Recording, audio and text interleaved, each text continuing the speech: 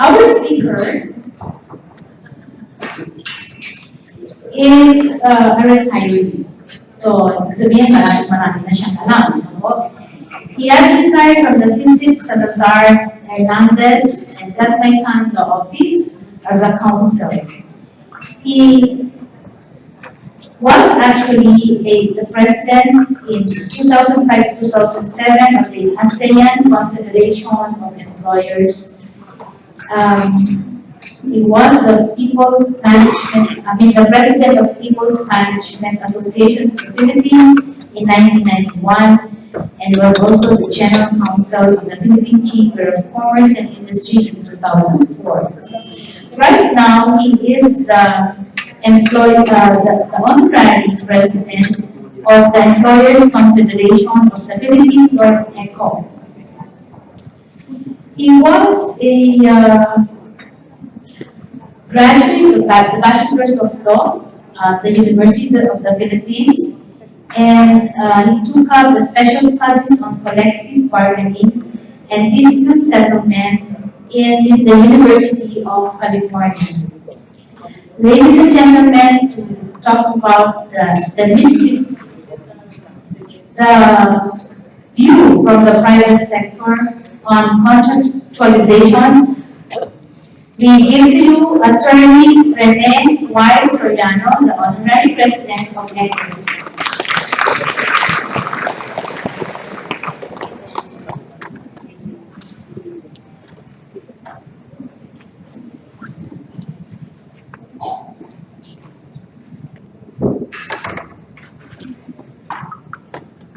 Good afternoon to all. Thank you for that very generous introduction, Ms. Miares. I would have wanted to hear from you, but I have a video contribution to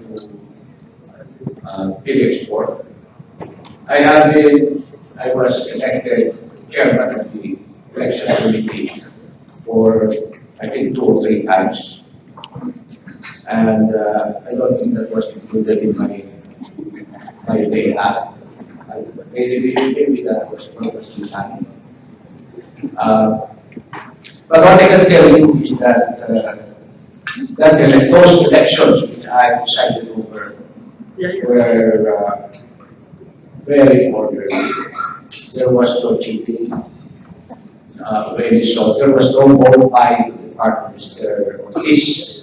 The whole thing is to get himself and his team win the elections.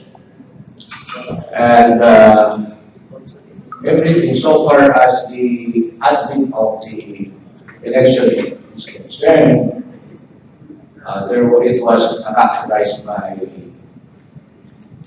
peace and order, no violation committed as to negate the results of the election. So, if you are now enjoying the fruits of the leadership of the team of Mr. Ortiz, it's because of I think, of the fact that the election that we got was very credible. And I think I would like to protect myself for that achievement. That is one of the biggest achievements we have done in my life. Of course, he has done so many appreciation for what I did for next quarter. I have yet to get some kind of appreciation on him every time. I was asked to initially to react to a statement to the presentation of the Undersecretary of Labor side, but I understand that the Undersecretary side is not available for this afternoon session on the issue of contractualization. I think he will be replaced by Director Benjo Benavides of the Bureau of Labor Relations. He worked well for many years in the drafting of the rules implementing applicable to contractualization. So I think we will be having it later. Isilan. So he will be a switch in the roles. He will be doing the reactive, I guess. So I will be doing the major presentation. Contractualization is the term used solely by trade union leaders to demonize outsourcing or contracting out of work by employers to independent job contractors. On the one hand, and of short-term and temporary employment on the other. Over the years, they have ingeniously linked contractualization to the catchphrase security of labor and succeeded in depicting employers and service providers as violators of labor laws and mercenaries whose interest is solely to maximize profits at the expense of the employees. It is unfortunate that this verified propaganda campaign has transformed an otherwise socio-economic issue into a political one, causing a lot of undue anxiety and uneasiness in the business community.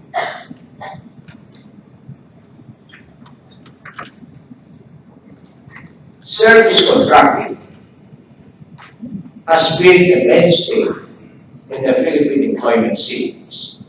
Since the early 60s, when the first manpower agency, Manpower Philippines Inc., an affiliate of Manpower Inc. USA, was established, more than 1,000 service contracting agencies have been established all over the country.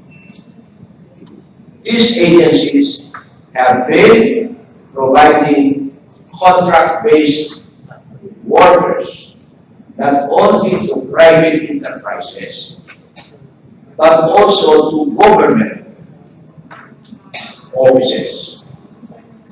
Based on statistics, private job contracting agencies have deployed roughly 800,000 workers to employers' principals and 500,000 to government institutions. The question is, what government should do insofar as contractual employees in the government is concerned? Right now, they have already done something, especially in the Laguna area, to compel or to persuade employers to regularize former contractual employees.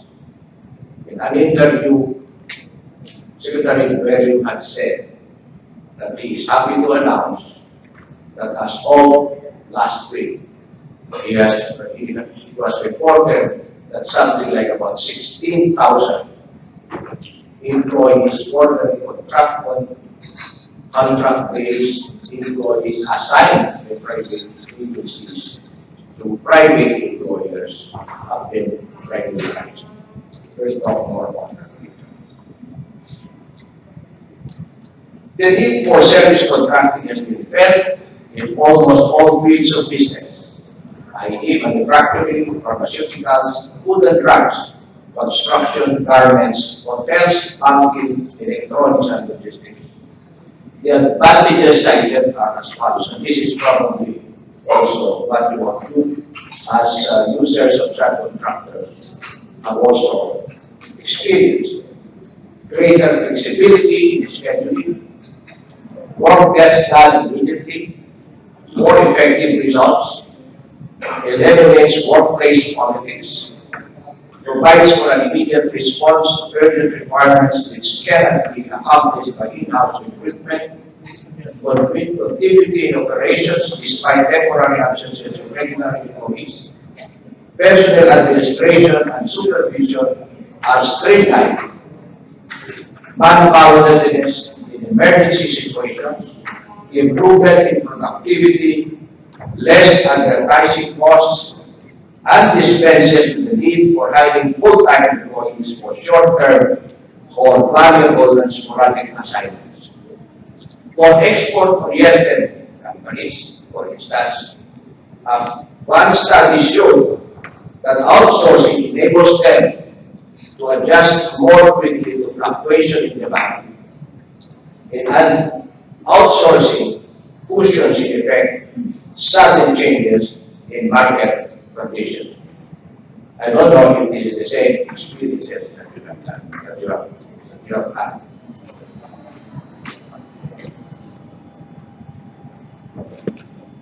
Now, insofar as the issue about the issue against contractualization is concerned, as well as the argument that contractualization violates the tenure, let's set the record straight. All employees are under the law entitled to security of tenure, which simply means that they cannot be dismissed without just or authorized cause, and after strict observance of procedural due process. That constitutional guarantee applies to contract-based, temporary, seasonal, or project employees. Their tenurial rights, their security of tenure is protected in accordance with and pursuant to the terms of their contract of employment, which means that in contract based employees, there is a period, there is a time when the employment will terminate. What is guaranteed to them is that from the date of the start of the contract up to the expiration of the contract, they cannot be terminated without cause. That is the guarantee provided for by the contract. During the effectivity of their contracts, they are secured in their employment in that they cannot be dismissed without just authorized cause and the benefits of the Under the labor code, such employees hired for a particular position on a casual, seasonal, or project basis automatically becomes regular employees in that position after having served this employer for at least 1 year in that position. Okay, let's take for instance your contractual project employees. Sometimes you do that, especially during the season, during a particular season, you hire a certain group of employees. With this, and then after the season is completed, their employment is terminated, suspended. The next time that season comes in, or that project comes in, and they have already served 1 year of service, they have already a vested right to get that position because they have become regular employees insofar as that position. Is that clear? That is what we are saying. It is not true as the union claims that there is no security of tenure for temporary, casual, or project-based employees. Because there is a law which guarantees them as special types of employees, as a typical type of employees, entitled to security of tenure. Security of tenure. The essence of the phrase security of tenure is that if the law says that you, as long as you are that position, you are secure, unless you are terminated for just cause. Security of tenure does not guarantee permanent or lifetime employment. I think the problem arises because of the misimpression that if you are a regular employee, you become permanent. But even the word permanent is, as is commonly used, a misnomer. Because there is no such thing as a permanent employee. Much less is there any practice about giving one lifetime employment. That happened in Japan and other developed countries, but they scrap it later on because of economic purposes. Because that working and because of the burgeoning population growth. So contractualization of outsourcing, as it is now more appropriately known, that is the word of contractualization is an exercise of management prerogatives and business judgment explicitly recognized by Article 106 of the Labor Code and established jurisprudence. That the prerogative is founded on the constitutional rights of employees, the right of and freedom of contract, and the right of property. Jurisprudence abound holding that the employer can determine in its best judgment whether it should contract out the performance of some of its work or operation, for as long as the employer is motivated by good faith, i.e. to ensure the financial viability of the company and preserve the employment of its workers, provided, however, that it is not resorted to circumvent the law or the result of malicious or arbitrary action. Again, contractualization is a management right. It is guaranteed by the Constitution. The employer has the right to manage its business the way it wants to. That is constitutionally guaranteed. Provided in the management, in the exercise of its management prerogative, the exercise is done in good faith. And it is not intended to violate any law.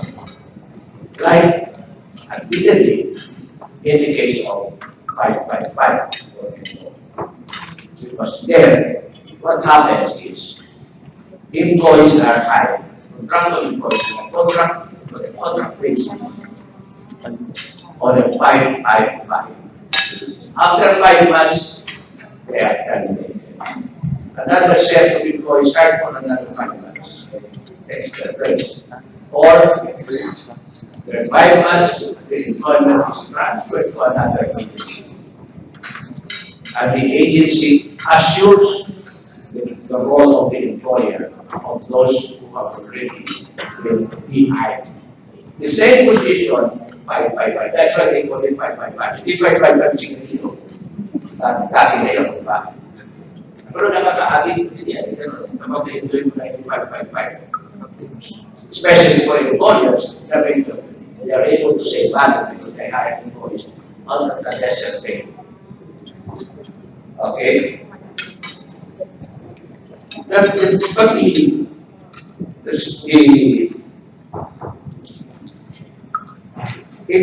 right of the employer to manage his business must not be resorted to circumvent the law, or they must not be resorted to arbitrary. It is subject to the state's exercise of its paramount police power, but it may not, under the guise of protecting the public interest, arbitrarily interfere with private business or impose unusual, unnecessary restrictions on occupations. In other words, management may be subjected to rules, but the rules must not be restricted as to curtail your right to manage it effectively pursuant in accordance with the law. Due process guarantees, due process for the employers is guaranteed against the oppressive use of state power. That state power is clearly spelled out in the labor code, which, apart from confirming the right of the employer to enter into a contract with another person for the performance of the former's work, whether it's related to the business or not related to the business, contractualization can be done holds the employer liable to pay jointly and severally with the contractor the wages of the latter employees should the contractor fail to pay the employees. In other words, the contractor, if is not able to pay the wages of his employees, the principal employer is jointly and severally, they are is liable with the principal for the payment of the wages of the. In other words, para ma-practication namin yung Indiano. Ang primary concern dito is Indiano. Alright. Shortly thereafter, the implementing rules were issued, followed by a series of amendments, DO10, the latest of which was DO18A. Palagi na mapasok sa newspaper yung DO18A. All in response to the incessant demand of the unions for its review, amendment, and repeal. DO18, which was issued by former Labor Secretary Aldos, November 14, 2011, and its precursor, and I think Director Benju was involved in the formulation of DO18A. So if you know very well how difficult it was to deal with the workers, not the employers. And he knows very well that employers are much more reasonable. He will say, we will elaborate on that later on. The Labor Secretary, Leonardo Pinsobi, was the one who issued DO10 on May 30, 1997. They are the most restrictive rules implementing Article 106 to 109 of the Labor Code. Both department orders were the result of almost 1 year each of tedious and storming tripartite discussions and debates with the workers represented by the TUCP and various progressive labor unions, and the employers by a small management group represented by the ECO. Field Export had a representative in that deliberation in the person of Attorney Cotamanto. But eventually he decided not to be involved anymore, because I think he had other interests which required his full attention. I don't know if it had something to do with the girl who had shown interest. That's something that probably we have to rest out the table.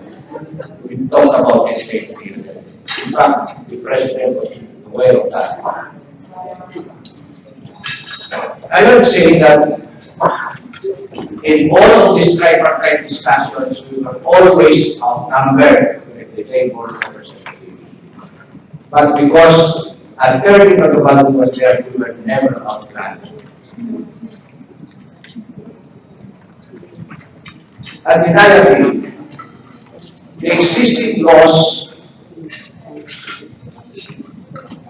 and rules as written, agreed upon with the tripartite partners,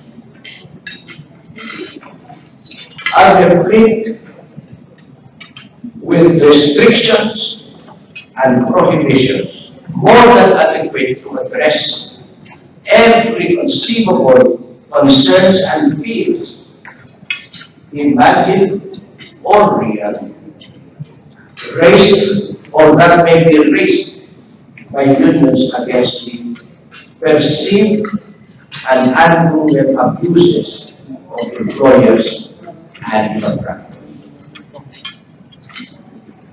Under DO18A in particular, to operate as a legitimate contractor, one must submit to the Department of Labor proof of its minimum paid-up capital is 3 million.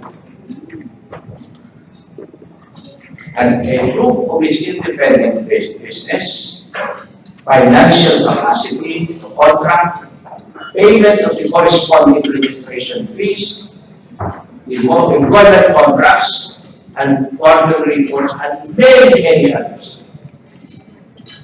Equally important, PO18 explicitly prohibits labor-only contracting in whatever mode. Labor contracting could take many forms. The hiring of in-house agency. When I say in-house agency, it's an agency which is partly owned, fully owned by the employer. That was controlling the employer. It could be when the contractor allows the employer to in effect control management with the work of the principal has control of the work of the contractor. The contractor has no capital, equipment, form of tools, in the federation. And second, which is the critical point, the repeated hiring of employees under an employment contract of short duration and under a service agreement of short duration with the same or different contractor, or in short, 555 or NA. I have discussed that NA. Why?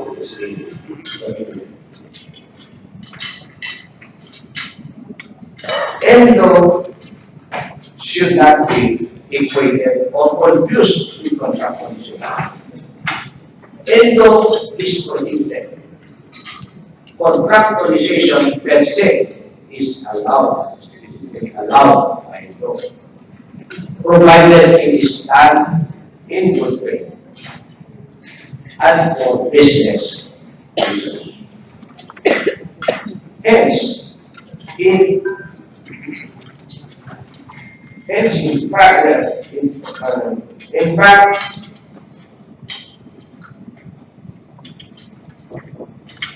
Endo is still in cases where Endo is still being resorted to, the government has already taken action against that.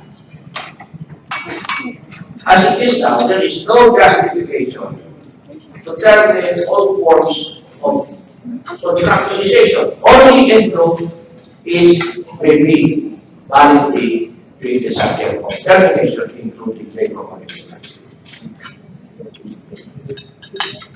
So,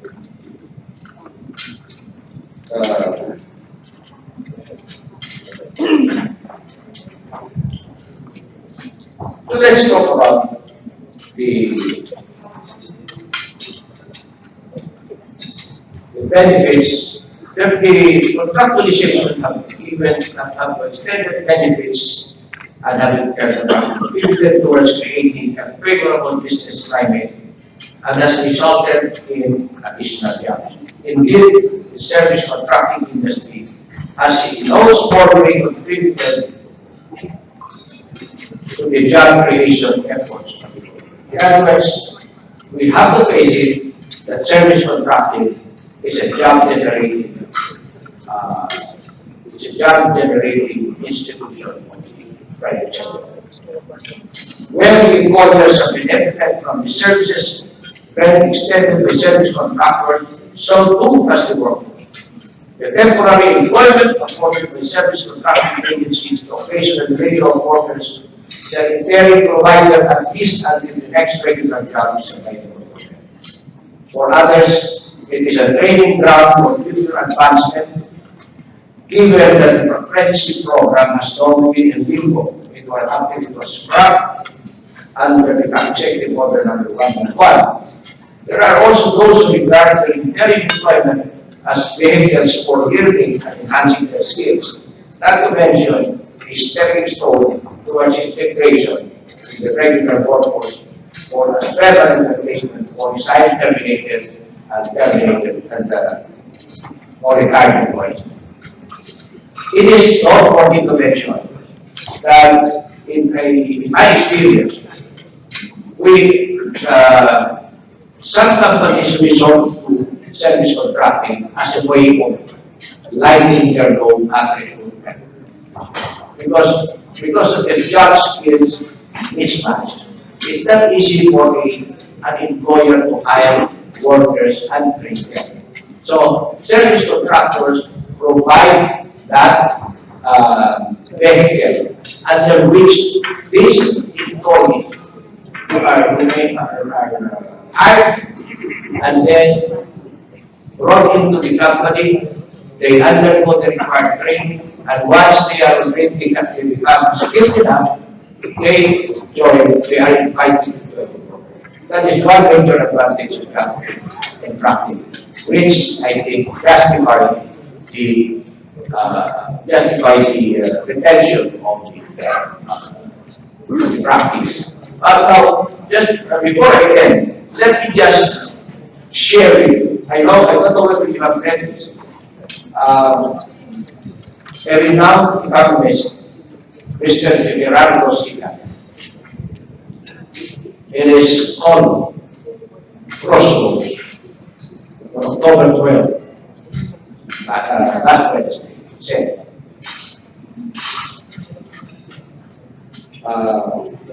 the marching order of President Duterte is a provision in the labor code. This is employees who have worked for 6 months within an enterprise are required to be regularized. As a reform for 6 months provision, as a reform, the 6 months provision will be replaced by a longer period of transition toward regularization. I mentioned that. But this requires amendment of the code. To end the marching order to end contractualization is not an easy task to understand. The problem of ENDO involves 3 parties in general: the enterprise that uses the labor service, the labor service supplier, who hires and supplies the labor, and the laborers who are hired. Under the current setup, as contractualization has developed, the company using the labor is not the direct hirer of the worker. The enterprise in need of labor services uses the labor service provider to hire the worker. In short, the productive enterprise deals only with the labor provider in terms of the hire. By using the labor service provider, the productive enterprise develops the direct employee-employee relationship with the worker. In the course of years, higher labor standards have been adopted. Labor protection provisions include regulated working hours and overtime pay, holiday benefits, protection from firing, benefit and pay, sometimes cost of living allowances. There are also benefits related to pension, social benefits, housing finance, family and healthcare. So that is, there is the highest component of labor cost, the wage. In reality, this is partly determined by the minimum wage. Since the late 1980s, the minimum wage has been determined on the basis of regional minimum wages applicable in the respective regions of the country. Despite this, the Manila minimum wage sets the anchor for all the regional wages. Philippine labor costs have become relatively high. Thus, Philippine labor has become less competitive compared to some developing countries in the Asia region. Many labor-intensive operations that used to be located in the country have moved to other countries out of the position of wrong labor policies in the 1980s, 90s, and 90s. To China before, to Vietnam, and now to Cambodia. In the early 1980s, the movement of labor-intensive operations from investment operations went to Thailand and Indonesia. Such labor costs have encouraged the practice of contractualization. Contractualization helped to reduce the cost of labor because temporary workers are not entitled to all the privileges associated with benefits according to regular employees. But this has unsettled the skill growth and steady employment of the Filipino workforce. Also, there are cost savings certificates. Thus, applied to companies that are in the export industry, in which you are involved, which require a high degree of labor. Contractualization is also commonly used by enterprises operating and selling their products in the domestic market. A termination of ENDO will raise the cost of labor per unit, since many of those affected are likely to be non-regular employees. Those workers will benefit from an increase in income. The hiring enterprise will sometimes assume more in mobilization costs and hiring labor that was once provided by the labor service. Definitely, a quality employment arising from the termination of ENDO will come about. Some companies will reduce their operations with higher costs. Also, some workers will longer their hiring. The negative impact will be severe for those losing their jobs. In order to avoid consequences, these consequences, it is essential to build the outcome toward employment creation. Some correction of policies should be needed to neutralize the impact of any industry. So, I guess we have to examine what, in the case, for instance, of those who have been regularized according to the report of value, about 16,000 or 12,000 or 60,000. The question that we ask is, how much since the regularization of these employees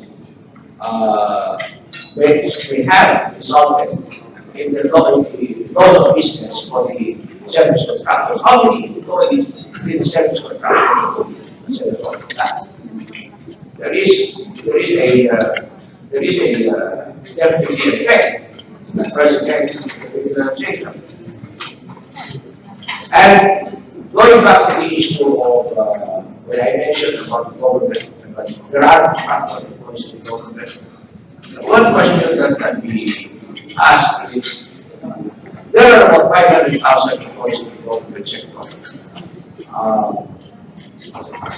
Secretary tell you, the Department of Labor has already initiated moves, particularly in the Laguna area, to regularize the employees of contractors. What is the course of action that should be taken by the Department of Labor in respect of those contractual employees posted in the government institution? These employees are doing work directly related to the operations of the government institution. In fact, many of them are occupying positions basically higher than that, but they are still on the job of their basic. They are doing responsibility in the government as for the job of their contractual basis for the last 20, 10, 15 years. Well, the report that I heard, the TV report that I heard yesterday, according to Mr. Bello, there the government is different from the private sector. The private sector is geared towards profit, while the government is geared towards service. But I respectfully disagree that, you know, the employees that are affected here are still ordinary workers. You cannot make a distinction of whether they are working in a government office or in the private sector. Why should there be a treatment different for government workers and the private sector employees, or the private sector contractual employees? Does that not constitute a discrimination? Or are the employees of there has been already a move, there has been forced absorption of the employees of contractors by the employers, the principals. Why can't it be done with the government? When they excuse it that it is the problem of the Civil Service Commission. But even then, it's the same banana in terms of whether it's the Civil Service Commission or the Department of Labor, whichever department should absorb them in the same manner that private sector contractors are absorbed by the private employers. What I'm saying is that what is source for the goods is source for the vendor. So we should be treated with regard, private, everybody should be treated given equal protection as provided for. So I guess that ends my brief reaction to the presentation of Director Andrew. So thank you so much for listening. If you have any questions, I think we want to direct that to Director Andrew.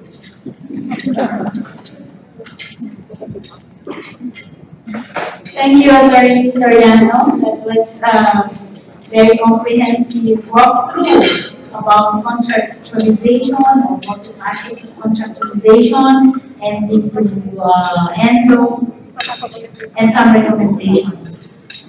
Please hold on to your questions because we will have an open forum after our next speaker has delivered his speech.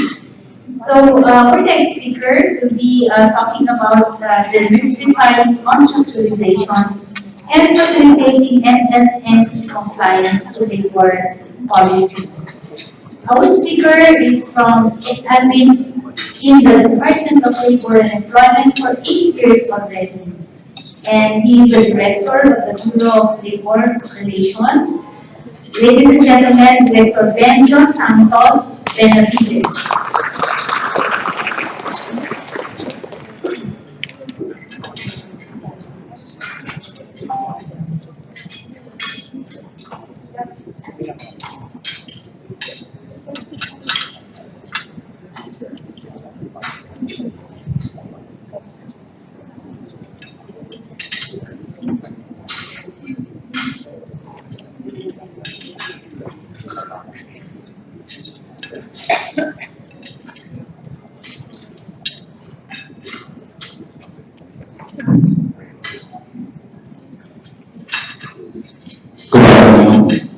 Good afternoon.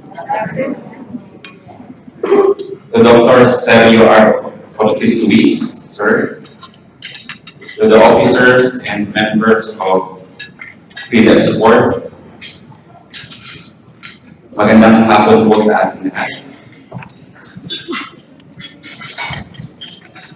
This is the first time that I was invited to a forum where the reaction comes first before the key message. Actually, I requested this because last weekend, Ms. Lisa texted me that upon instruction of our Undersecretary Seriaco Lagunsan, who is now in Saudi Arabia, I was endorsed to speak about something about contractualization and compliance to labor policies. So I asked her, what do I need to do? Do I just to deliver a message, to make a presentation, to do a lecture, and to be followed by an open forum? Now, she replied that I need to deliver a message from the Department of Labor and Employment to lecture on contracting or contractualization, and to end and to have my staff is to clarify issues during the open forum. I just don't imagine if there will be total prohibition of contracting or subcontracting and contractualization.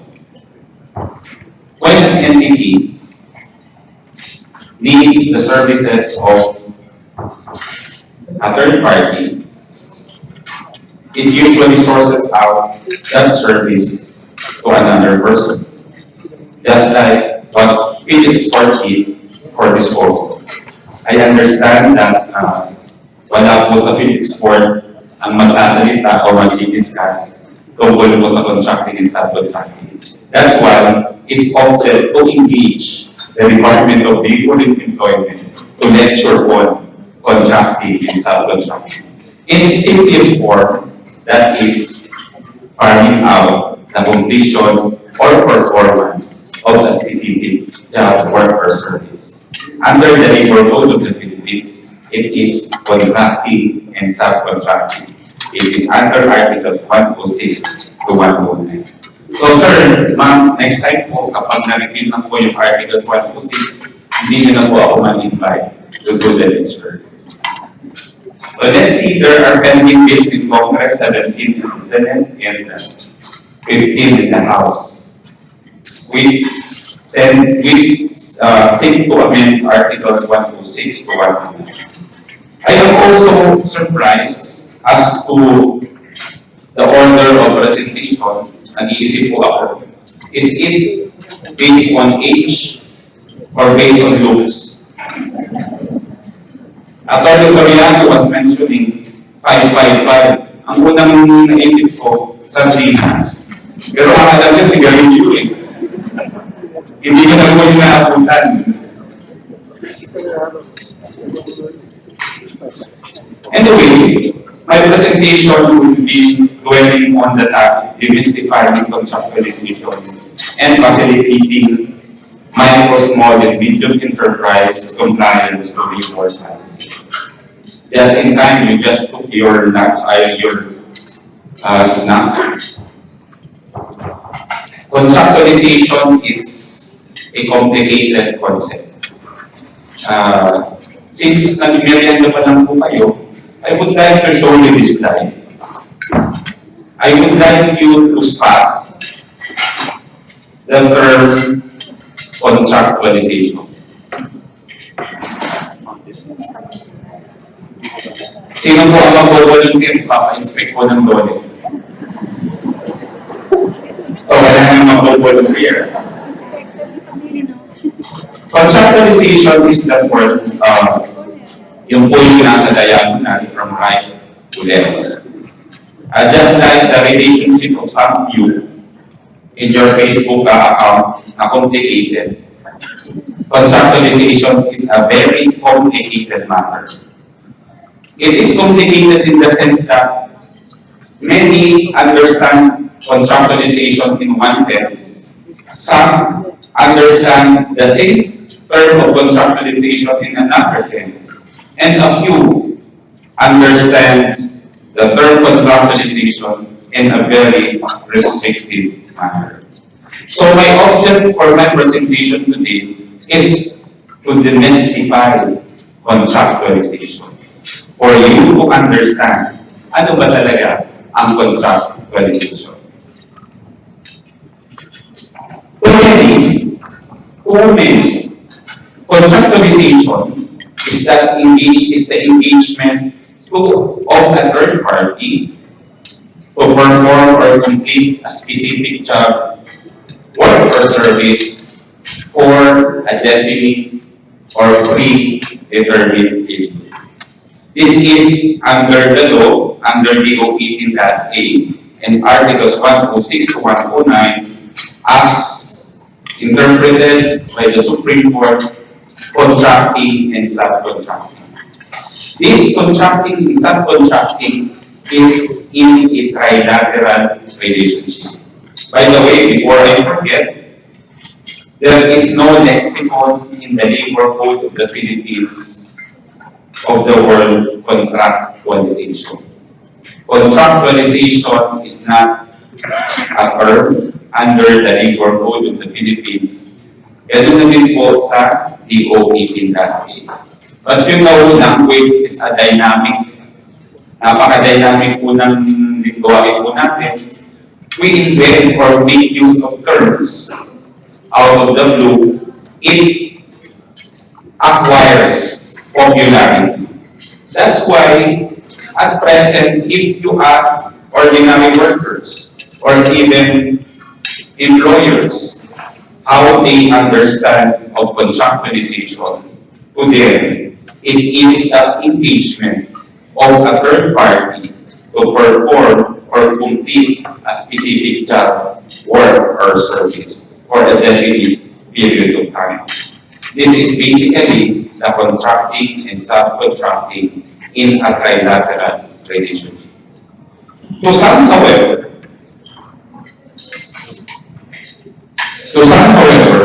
contractualization would mean the hiring of an employee for a definite or predetermined period made known to him or her at the time of his or her engagement.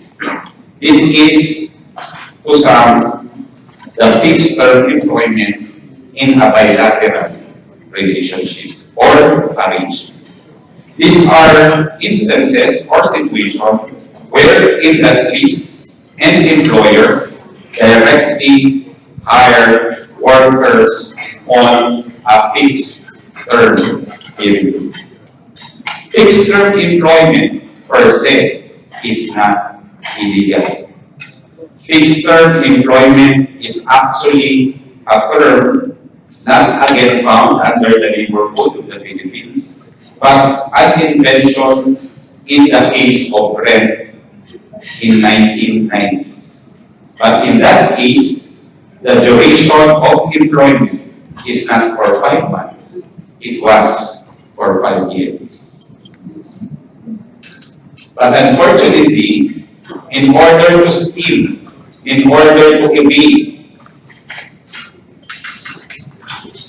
regularization of workers, some enterprising businesses make use of fixed-term employment, where employees are hired under a contract for 5 months. You may ask, ano ba talaga yung nasa 5 months? 5, sardinas ba talaga yan?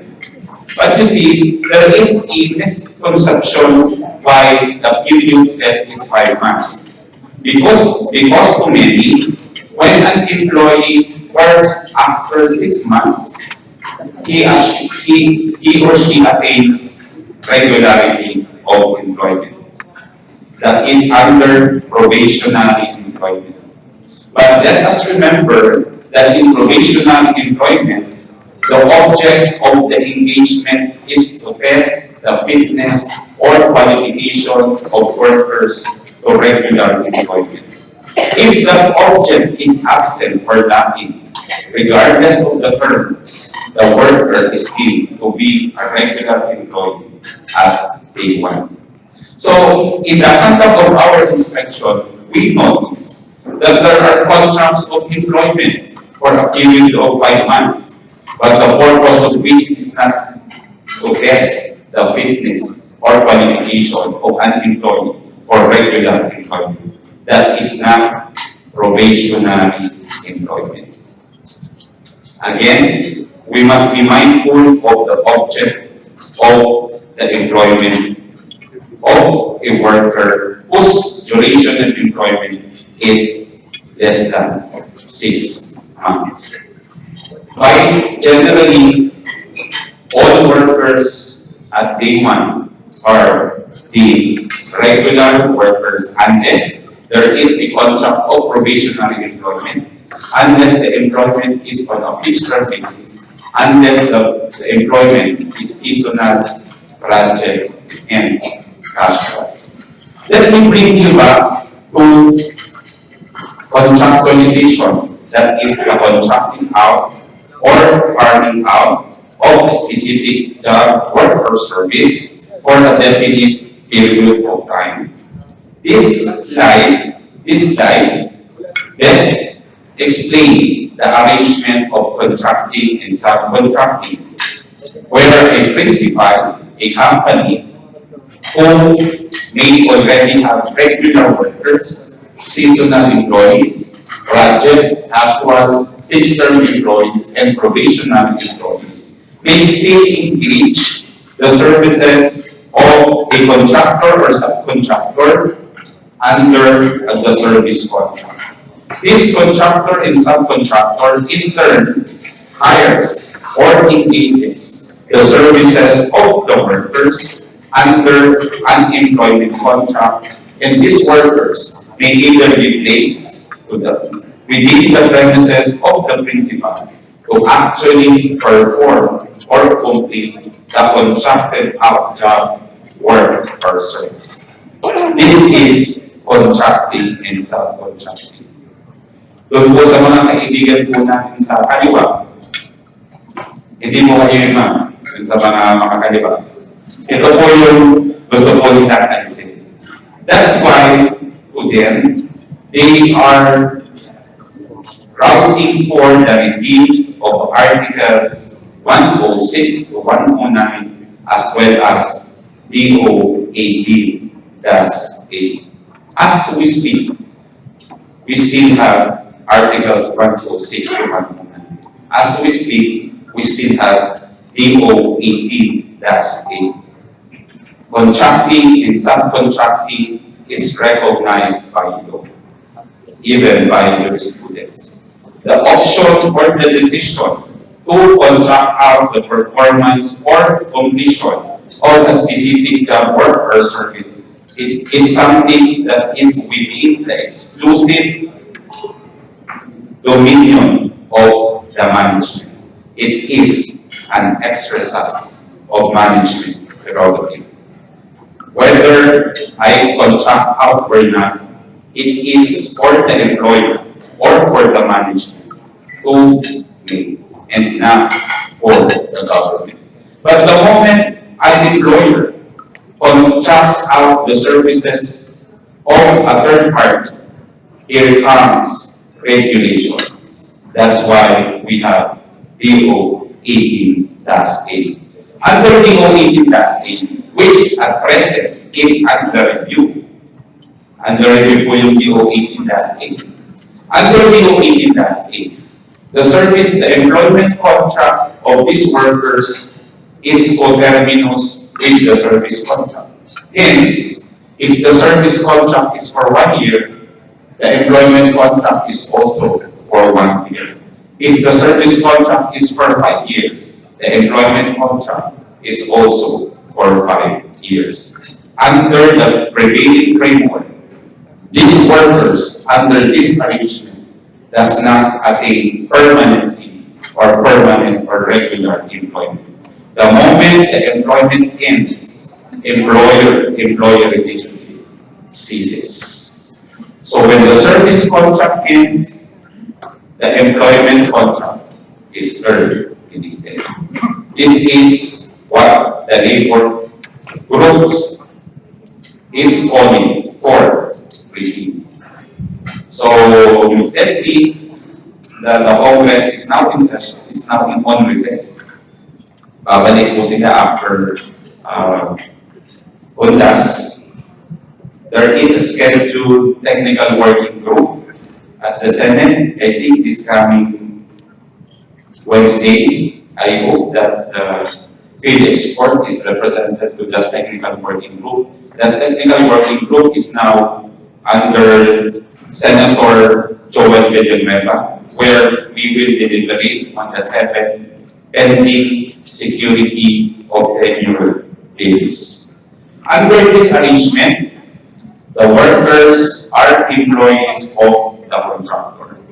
But let me also note that the moment the employer decides to contract out business, that employer must only engage legitimate contractors and subcontractors.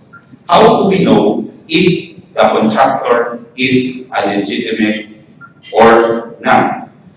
First, we have some standard or parameters to qualify an entity, whether it's a corporation, partnership, sole proprietorship, and even cooperative, to become a legitimate contractor or subcontractor.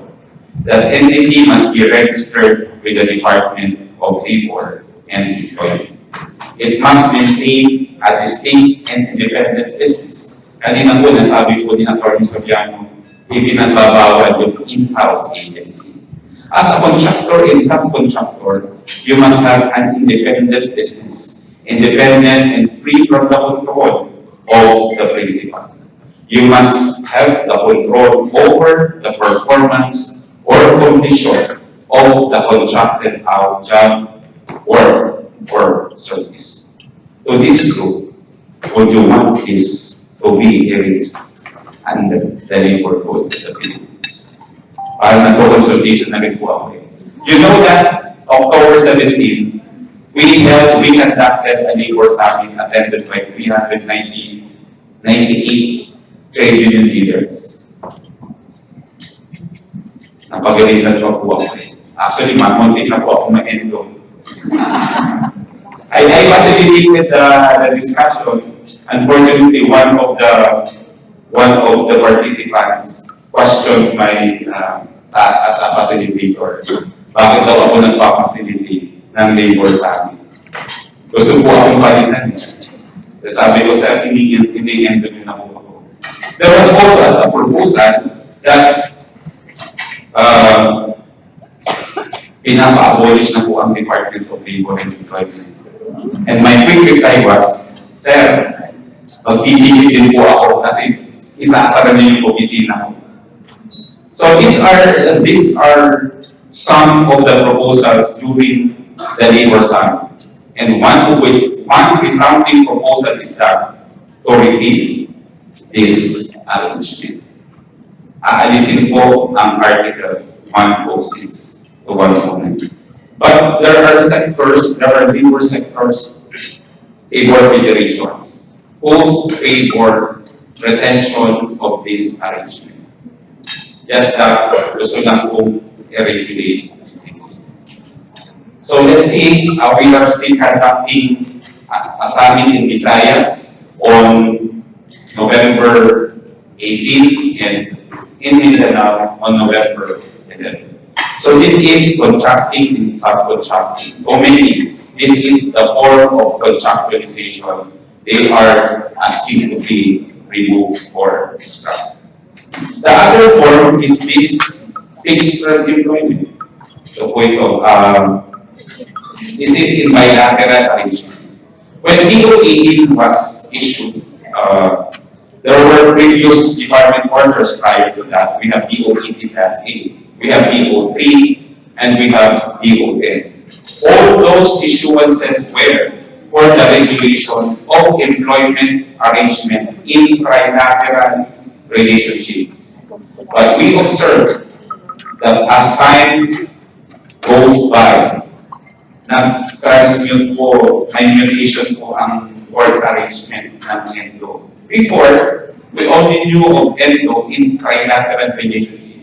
Now, there are so many cases of ENDO contract in bilateral relationship, where employers hire employees without the need of a third party under a service, under an employment contract for 5 months. So yun po yung sinasabi po ng aming secretary, we need to end ENDO. We need to eradicate ENDO by 2017. It does not need legislation. It just requires enforcement. Enforcement of labor laws pursuant to Articles 1 to 8 of the Labor Code of the Philippines in the exercise of the Secretary of his or her visitorial and enforcement power. But would you know, would you agree with me that all employment arrangements are contractual in nature? To lawyers, that is true. But we would like that this understanding be also made available to all. Employer-employer relationship is actually based on contract. When a party engages another to be his or her employee, that is a contract. that there is a meeting of the mind between two persons whereby the employee undertakes to perform his duties and obligation as employees, and whereby the employer undertakes to pay the workers for the job rendered, and in terms of wages and other monetary benefits. Napagalitan po si Good for Me, I am in front of employer. Last 17 of October, Representative Ching Veloso, napagalitan po si Congressman Veloso ng mga labor sector representative in that forum. Actually, nakakaliyan po sabihin, parang inaalis na po siya at tinanggal na po ng microphone because of the statement that all employment relationship is based on contract. Hence, all types of employment are contractual in nature. Regular or non-regular, we are governed by the contract. Contract of employment. Is it not that a regular worker also signs a contract with the employer? And the rights and obligation is primarily governed by the contract and by the labor code of the Philippines and other special codes. So for this forum, I share with you contractualization as understood by many, as popularly understood by many, as the farming out of service or job to a third party. Contractualization whereby the employer directly hires a worker under an employment contract for a fixed duration of employment. But in a broader and technical sense, contractualization persists actually in all forms of employment, whether regular or non-regular. This is true not only for large enterprises. This is true also in micro, small, and medium enterprises.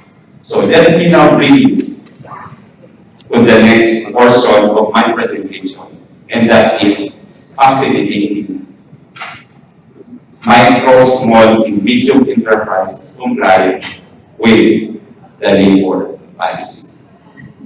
Ito po ay inilang ko po ito sa DTI, an overview of Philippine micro, small, and medium enterprises. It is actually categorized based on the value of the asset and on the number of employees. Of course, when we say micro enterprises, these are enterprises whose total asset value is 3 million or less. For small enterprises, the total asset value is that of 3 million, 1 pesos up to 15 million. And for medium enterprises, 15 million and 1 pesos and up to 100 million. 100 million and 1 pesos, this refers to the total asset value of a large enterprise. But for purposes of number of employees, we have 1 to 9 for micro enterprises, 10 to 99 for small enterprises, for medium enterprises, 100 to 99. In terms of yan po yung characteristic niya, actually less than 1% po yung medium and large establishment. Of the number of establishment in the Philippines, based on the survey of the National Statistics Office in 2014, 89% account for micro enterprises. Barely 10% or 9 point something or so refers to small, but for the medium and large, yung po ay mababa pa sa isang portion. That is based on the total asset value. But with respect to distribution by employment, micro, small, and medium enterprises account for 2/3 of the enterprises in the Philippines. Yung mga malalaking kumpanya po, 35%. So napakalaki pong bahagdan ng mga micro, small, and medium enterprises. They are actually, the bulk of employment is actually in these enterprises. Good for the large one. Wala po silang masyadong problema sa compliance to labor policies, labor laws, rules, and regulations. But regardless of whether one is large, small, medium, and micro, they are, the moment they assume the personality of an employer, they so exercise management prerogative. It is the broad prerogative of the employer to determine all aspects of its business and employment, including the hiring. That's why, regardless of whether one is a micro, small, medium, and large enterprises, it is within its full discretion to directly hire workers, through a private employment agency, or to engage the services of a contractor or subcontractor. That is a right that cannot be arrogated upon by the government. Until and unless Articles 106 to 109 is repealed by Congress. So, tingnan po natin yun. Medyo matagal na naman po yung deliberation para sa Congress. At the House of Representatives, we have yet to be invited in the Committee of Labor. Wala pa pong schedule sa deliberation po ng 50 SOT bills. Now, because of that management prerogative, for small, for micro, small, and medium enterprises, would you contract out the services of a third party to perform or complete a specific job or service, or rather directly hire worker? Isipin niyo po, saan kaya ako mas makakatipid? Saan kaya ako makakakuha ng skilled workers? Having in mind that in the condition or performance of the job worker service, the principal or the employer must exercise control and supervision. For a micro establishment, 89%, so napakalaki po ng establishment. Is it not less costly if that establishment would just hire direct workers? Instead na maghahanap po siya ng contractor or subcontractor, who under the OAT industry is entitled to an administrative fee of 10%. If that contractor, if the micro enterprise only has less than 9 workers, di ba 9 workers lang po yung sa micro enterprise with a capital of less than 3 million. 89% of the total establishment based on the survey, based on the data of NSO, magko-contract out na po kayo sa di mo ba mas magastos po yun? And it would be best if they would directly control or supervise the performance of their employees. The same question may be asked for medium enterprises. Balikan po namin yung medium enterprises, or rather small po muna. 27%. Medium enterprises, less than 1%. Small enterprises, 9.something%. But in terms of employment, medium enterprises account for 7% of the total employment. Small enterprises, 27%. These are enterprises with 10 to 99 workers. And for the medium enterprises, these are enterprises with 100 to 199 workers. Who among you here are medium or small or micro enterprises? I must understand that most of you either belongs to the larger enterprises. Na may empleyado po at least 200 workers. O doon po kayo sa medium enterprise where you have 100 to 199 workers. Or even so, as a small enterprises with an employment of 10 to 1 to 99 workers. But irrespective of the size of employment, you must still comply with the labor code of the Philippines. How do you do that? How do we facilitate compliance with labor policies, labor laws, rules and regulations? As we have 16 regional offices, we also have 16 RTWPDs, we have 16 offices of the National Conciliation and Mediation Board.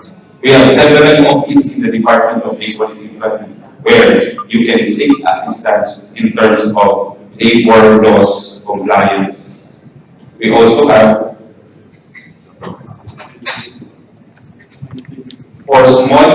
for micro, small and medium enterprises, meron na din po tayong Go Negosyo Center. So may mga makakatulong po sa inyo in complying with what the law prescribes, not only in terms of employment.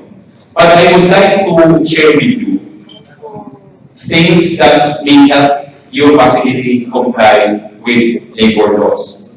One is to seek technical advice and assistance from our personnel, local personnel. It may either provide an orientation like this or a seminar on labor laws, rules and regulations for the workers to understand what are the laws are. You may request for the handling of time and motion studies. You may also request for the handling of facility evaluation. I understand that in these enterprises, you provide food, lodging, and other facilities. You may quantify the amount of wage that can form part of the wage to be paid to the employees. And of course, we still have the labor laws compliance system. It still has its two approaches, one regulatory and developmental. Our labor laws compliance officers are trained not only to enforce laws, they are also trained to assist enterprises in complying with rules and regulations. And of course, kapag meron din na po talaga maiwasan at magkakaroon na po ng gulo, you may avail of the single entry approach, where labor disputes are resolved not by litigation but by conciliation and mediation.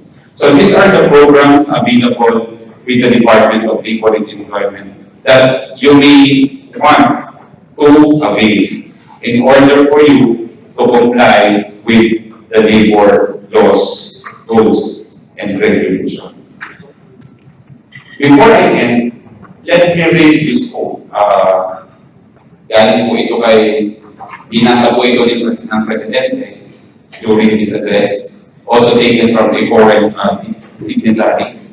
You cannot strengthen the weak by weakening the strong. You cannot help the poor by discouraging the rich. And most importantly, that is most relevant to you, you cannot help the wage earner by pulling down the wage payer.